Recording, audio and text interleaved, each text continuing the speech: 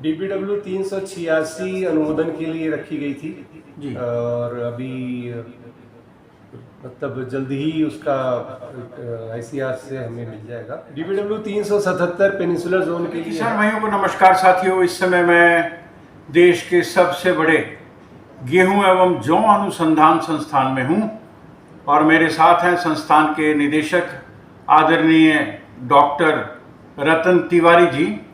आपने हाल ही में इस संस्थान का कार्यभार संभाला है।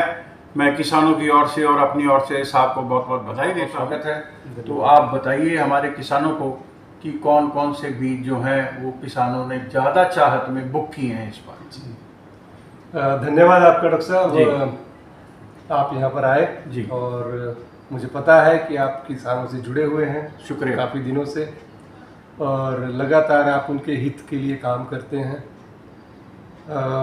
जैसा कि हम सभी जानते हैं कि बीज एक माध्यम होता है क्रांति लाने का किसी भी फसल में, और गेहूं की क्रांति भी बीज के द्वारा ही आई है। डॉक्टर साहब, एक बीज है DBW 377, उसके बारे में कुछ किसान मुझसे पूछ रहे हैं, वो किस प्रदेश के लिए है और उसकी विशेषताएं? DBW 377 पेनिनसुलर जोन के लिए है। अच्छा जी।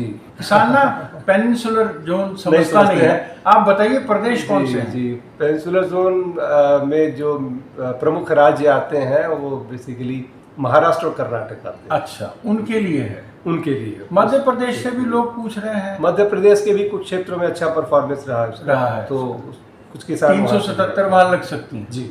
तो किसान भाई, जो आप महाराष्ट्र से हैं या मध्य प्रदेश तक, तो डॉक्टर साहब ने बोला कि वहाँ पर DBW 377 लगाई जा सकती है। डॉक्टर साहब, एक और किस्म थी, उसका बड़ा चर्चा था, DBW 386 जी। तो उसका कुछ ट्रायल देंगे आज कुछ के कैसे है? DBW 386 अनुमोदन के लिए रखी गई थी जी। और अभी मतलब जल्द ही उसका ICR से हमें मिल जाएगा। अच्छा। तो उसके बाद फिर वो CVRC में जाती है, जी। जो रिलीज के लिए प्रपोजल जाता है, जहाँ नोटिफिकेशन होता है। तो पूरी तरह से आशान्वित है हम जी, वो होगा। और लेकिन वो 2 जोन के लिए थी, तो उसमें अभी जो हमारे पास इंफॉर्मेशन है उसके हिसाब से वो नॉर्थ ईस्टर्न प्लेन जोन के लिए तो अनुमोदित हो जाएगी। तो किसान भाई, ये नॉर्थ ईस्टर्न प्लेन जोन के लिए तो अनुमोदित हो गई है, मगर ये जो हमारा इलाका है जहाँ पर किसान बहुत चाहत में रहते हैं और संस्थान से जुड़े हैं, उनको ये देर से मिलेगी या शायद अगले साल मिलेगी, ऐसा डॉक्टर साहब से मैं नहीं, जब तक वो सही तरीके से यहाँ के लिए नहीं रिकमेंड होगी जी, तब तक मैं तो नहीं कह पाऊंगा ऑफिशियली कि ऐसा होना चाहिए, नहीं होना चाहिए। ठीक कह रहे हैं। कई बार किसान भाई ले आते हैं, लेकिन उसमें थोड़ा रिस्क रहता है कि अगर मान लीजिए कोई बीमारी आ गई या कोई वजह हो गई जिसकी वजह से उत्पादकता राज्य में नहीं उसका एंडोर्समेंट होता है, तो हम लोग उसको उतना एनकरेज नहीं करते। ठीक है। पूर्वी उत्तर प्रदेश, बिहार और उन सभी इलाकों के लिए अभी वर्कशॉप के बाद जो VIC होती है हमारी उसके साथ, उसमें अनुमोदित हुई है। अच्छा। लेकिन अभी CVRC में नहीं गई है ये। CVRC में जाने के बाद जब वहाँ से एंडोर्स होती है, नोटिफाई होती है, तभी वैरायटी को रिलीज माना जाता है। अच्छा। तो उसके पहले न तो सीड वितरण होता है, अच्छा। नहीं आगे की कोई कार्रवाई। तो अभी बिहार, झारखंड, असम इसके लिए भी नहीं 386 देंगे? अभी नहीं दे सकते। अच्छा, जब तक कि सेंट्रल गवर्नमेंट से जो CVRC है उससे रिलीज नहीं होती, नोटिफाई नहीं हो जाती है। डॉक्टर साहब, इसके अलावा और कोई किस्म जो पाइपलाइन में हो, ट्रायल मोड में हो?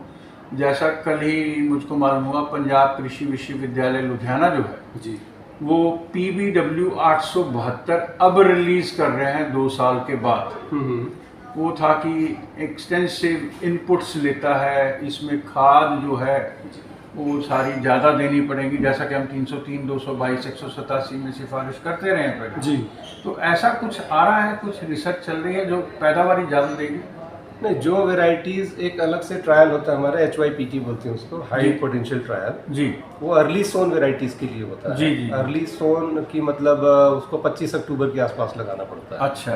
तो चूंकि उसको 10 से 15 दिन अधिक मिल जाता है समय, तो उसकी बढ़त ज़्यादा होती है और उसमें जो रिकमेंडेड फर्टिलाइजर डोज है वो भी 150% है। जी हाँ, ऐसे ही सुना। तो उसकी वजह से क्या होता है कि उसकी हाइट भी बढ़ती है तो जैसा कि हमें पता है कि जब दाने भरने लगते हैं उस वक्त हवा चल गई, बारिश हो गई तो गिरने की संभावना रहती है। तो ऐसी प्रजातियों में हम 50 से 55 दिन के अंदर जब उसका पहला नोड आता है वैरायटी का, तब हम कहते हैं लिवोसिन स्प्रे करने की। जी जी। तो लिवोसिन स्प्रे करने से हाइट घटती है लेकिन उसके सिट्टे की साइज वही रहती है बराबर। अच्छा। तो वो गिरती नहीं है उसकी वजह से। तो जो उपज मिलनी चाहिए हमें, उसकी एक थोड़ी सी एक्स्ट्रा उपज वो उससे मिल जाती है। डॉक्टर साहब, कुछ किसानों को ये भी दुकान वाले कहने लग गए हैं कि लियोसिन जो है ये ब्रांचिंग या टिलरिंग ज़्यादा करता है, तो आप इसकी ज़रूर लगाएं। जहाँ तक मुझको याद है, इसी संस्थान की जो किस्में हैं जहाँ लियोसिन की सिफारिश है, अगर वो 5 से 12 नवंबर के बीच लग रही हैं तब तो सिफारिश में नहीं है ये जी। फिर भी वो किसानों को आप कुछ संदेश क्लियर देखिए, ऐसे किसान भाइयों से मैं बिल्कुल हाथ जोड़ के निवेदन करना चाहूँगा जी कि अगर तो आपने 25 अक्टूबर के आसपास प्लांटिंग की है, 25 अक्टूबर से 5 नवंबर के बीच में जी, और अगर आपने फर्टिलाइजर 150% नाइट्रोजन डाला हुआ है, एक्स्ट्रा नाइट्रोजन डाला हुआ है, तभी आप लिवोसिन का उपयोग करें। अदरवाइज एक तो केमिकल का भी पैसा आपका वेस्ट जाएगा जी, और दूसरे उसका लाभ होने की बजाय हो सकता है हानि हो जाए, क्योंकि आपकी प्लांट हाइट नॉर्मल है जी, उसको आप स्टंटेड कर देंगे, छोटा कर देंगे, बौना कर देंगे, दाना तो दाना पिचक, दाना मतलब उसको जितना खुराक मिलनी चाहिए दाना बनने के लिए पौधे से उतनी शायद नहीं मिलेगी। जी सर। तो इसलिए अगर आपने नॉर्मल प्लांटिंग की है, फर्टिलाइजर डोज जो नॉर्मल है वो डाला है, तो कृपा करके लिवोसिन का उपयोग ना करें।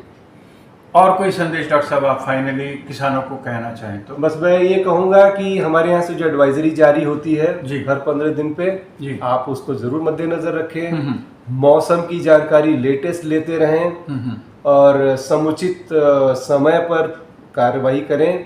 तो अगर आप पौधे को रोज मिलते रहेंगे तो आपसे जरूर कुछ बातें करता है वो, जो समझने के लिए कान से ज्यादा दिल की जरूरत होती है। पौधे के साथ आपका परस्पर संवाद हो तो वो भी एक बच्चे जैसा ही होता है कि आपने जब उसको बड़ा करना शुरू किया, तो आप अगर हर रोज खेत में जाते हैं तो आपसे कुछ बातें कहना चाहता है, वो फसल कहना चाहती है, आप समझ जाते हैं।